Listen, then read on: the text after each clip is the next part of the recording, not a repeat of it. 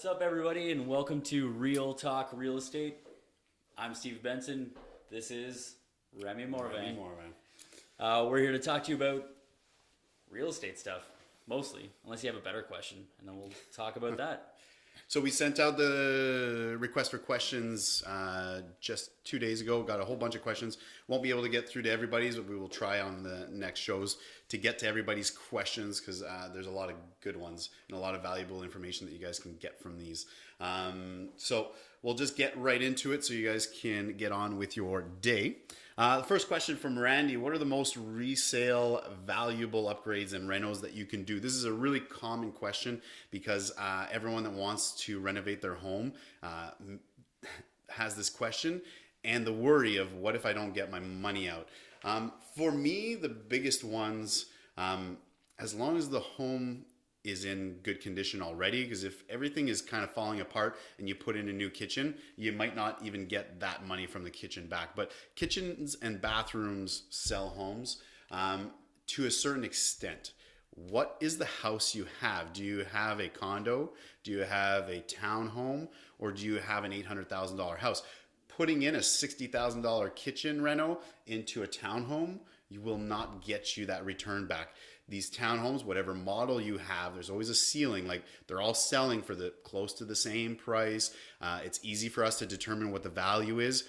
And the difference between a $20,000 kitchen and a $50,000 kitchen, the buyers aren't going to be willing to go that far out just to have a little bit of a nicer kitchen. The townhome is the same layout, the same size, but if you have a custom home where you can jump from anywhere between 7 and 800,000, and it does depend on these kind of high-end renovations, then it's justifiable. But if you own a condo and all the condos are selling for $199 or $205, don't go spend $25,000 on a kitchen reno, and then you're going to assume that someone's going to pay $235 or $240 for your condo. It's just not going to happen. Yeah, so I mean, if you're in that range, if you're in the townhouse condo range, you may want to spend a little bit more on one piece of it. So if it's appliances or fixtures or countertop or whatever else, whatever suits your personality, you can spend a little bit extra on that, and that'll differentiate it from another kitchen or another house. But when you're thinking about doing the entire kitchen, you don't want all custom cabinets with marble countertops. Or it's like the funky stuff now from like IKEA where it's like two-tone, like looks like a plastic. Not everyone's gonna like it. You're like, oh my god, I love it, and then all of a sudden you're selling your house and you're saying, why don't people like my kitchen? Like, I love it. I spent $25,000 on the kitchen, right? Yeah, and I mean, if your goal is to renovate to sell, you got to keep it. You have to keep it nice. You have to keep it timeless, and not put too much of your personality into it. And that's a good point. If you're going to sell your home and you're saying, what should I do? Hire someone that has that design sense. Like, pay the $400 or $500 to have someone come in and just consult with you. Keep it neutral. Keep it what people want today, and then sometimes a little timeless. Don't go too crazy modern because you're going to lose a whole bunch of buyers on that. Yeah, I saw a diamond plate,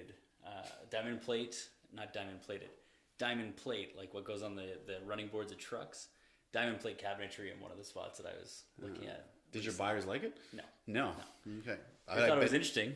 They didn't buy that house. Yeah. It's oftentimes when you go through homes with where the seller stays home and he walks you through, and they're like talking about how much they're like, oh, and I did this tile work myself, and I put in this vanity, and you're like, oh my god, you picked the ugliest possible stuff. So if you're moving in and it's long term, don't worry about it too much. It's more of a cost versus what the home can be worth. Do it to your taste. But if it's for resale, you're saying, I want to sell my house in 3 months. What can I do to update it?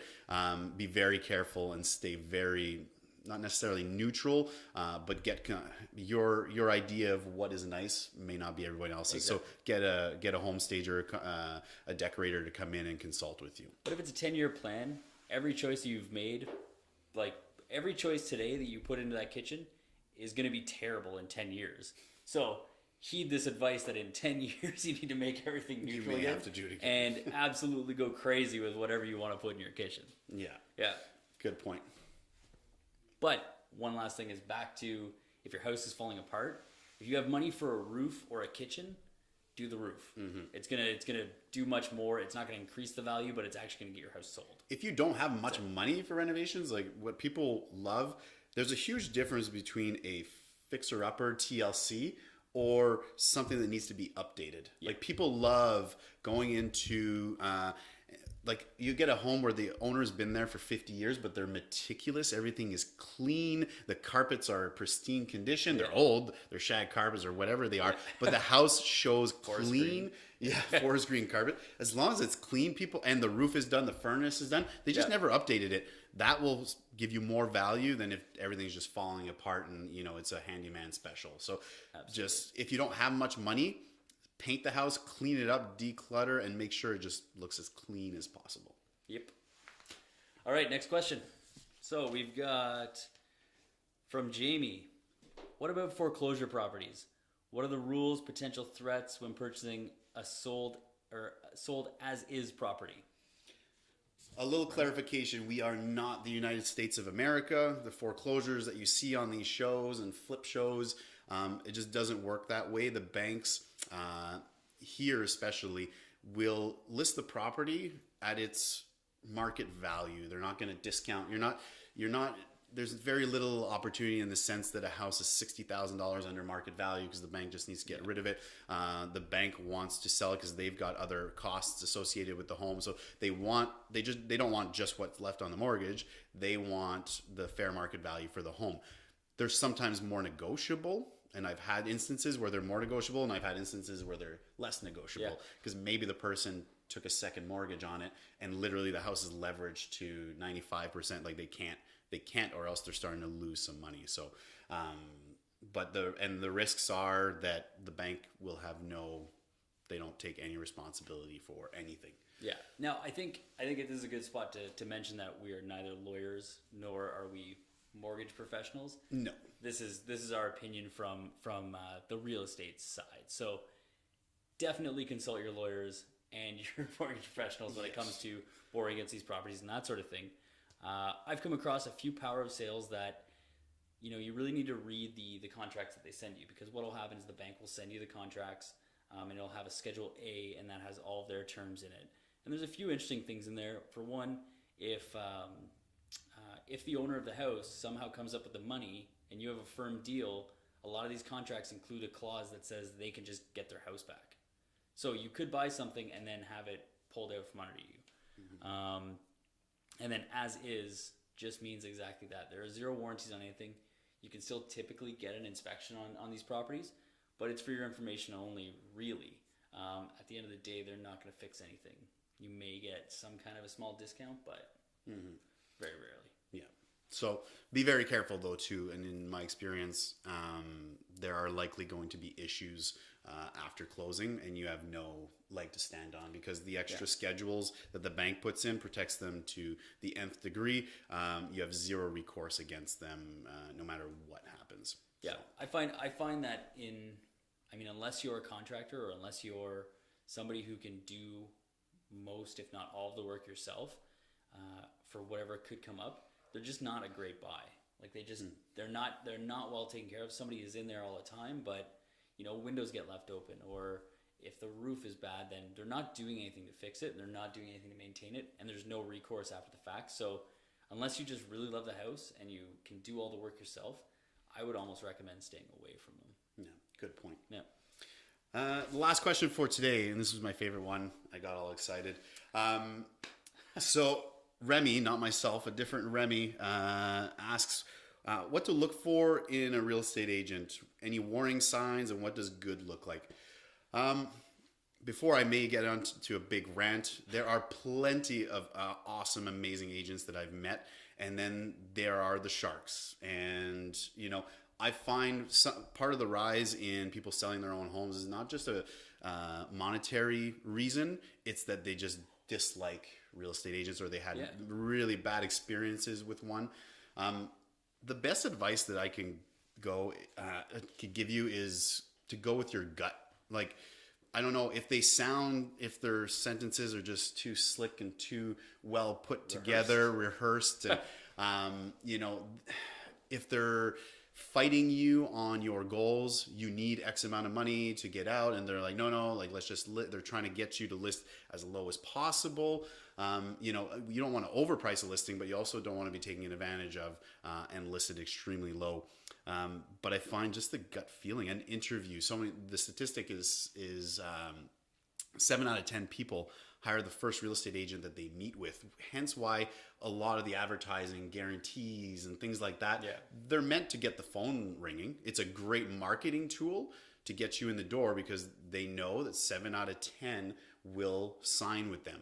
But what I always encourage is, use open houses. Open houses are an amazing way to figure out who's looking after your best interest. When someone's hounding you and really being uber pressuring you to get on an MLS search or sign up with me or let me show you more homes, and they don't want you to leave without giving you all of your information, including your SIN number, you may know okay, hold on, I don't want to be pressured into. Yeah, exactly. Because those are the type of people that will likely try and show you 3 homes, and then they're gonna expect you to make a decision.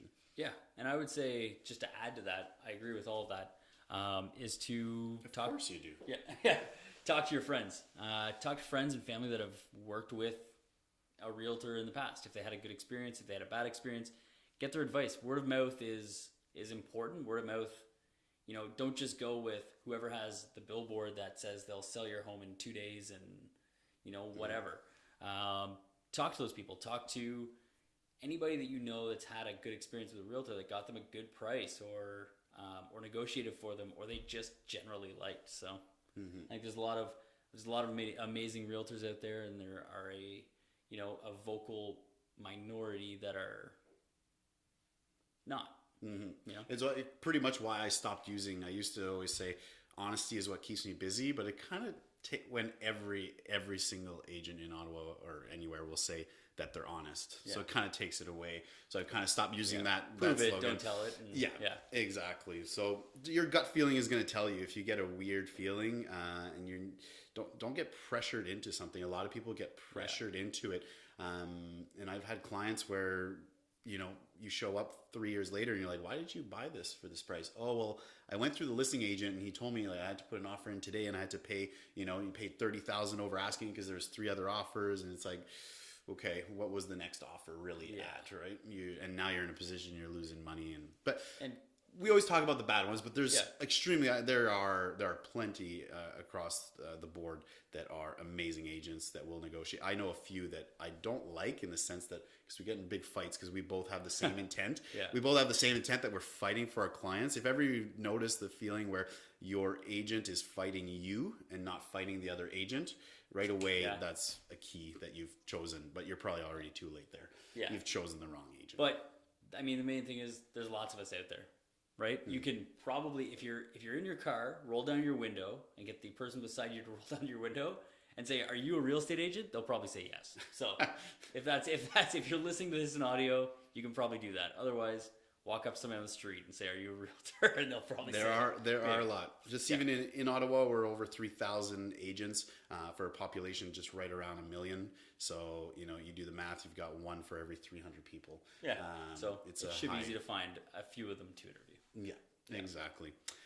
So that's it. We will try to get to the other questions that were sent in, because we just don't want this to run for a half hour. You guys can definitely let us know if you're enjoying the content, if you want it longer, if you want more questions per episode, but we respect your time and we want to keep you, not take too much of your time each day. So for that, realtor tip of the day, to be honest, study your market. I find too many people don't study their market, and you ask them questions about either new developments or current market trends. Either, a lot of agents don't even know what the cumulative days on market is right now. And it's dipped dramatically over last year. All these things are important. If all you're doing is waking up every morning and just trying to sell, and you're not studying your market, you're going to get in a conversation with someone and you're going to look like a schmuck, because your clients know more than you do. So every morning, every time there's something that comes up, a new event, or not a new event, but a new mortgage rules or a new trend in the market, in your market and the Canadian market, anything you can learn, just learn. Don't just sit there and learn scripts and how to sell people on using you. learn the market, you become an authority, and people just respect your opinion because they'll be able to know in a conversation that you know what the hell you're talking about. Good advice. All right, guys. Thank you so much. And we will see you next time. Bye.